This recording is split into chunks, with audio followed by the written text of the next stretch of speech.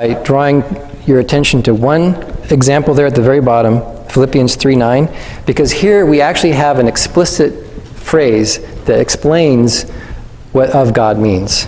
It says that I may gain Christ and be found in him, not having a righteousness of my own that comes from the law, but that which comes through faith in Christ, a righteousness from God that depends on faith. Notice that the word from is there. In all of the other cases, it's just of.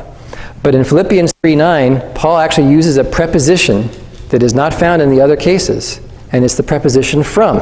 It's ek in Greek, but it clearly means from, right? And so Philippians 3:9 makes the case very clear that it must be a righteousness from God and not a righteousness that is God's own attribute. God's righteousness is the righteousness that we receive by faith as a gift. It's the righteousness of Christ, and we receive it as a gift so that we are accounted as righteous in the sight of God. It's an amazing thing to think about. Righteousness is very important to God. In fact, Paul even says in Romans 2:13 that it is only the doers of the law who are righteous in the sight of God. You have to be righteous before God. That's important to God.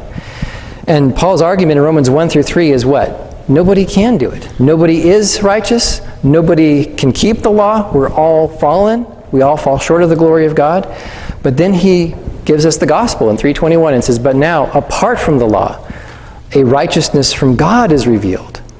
A righteousness that is received by faith and that is given to us because of the work of Christ as the propitiation in his blood.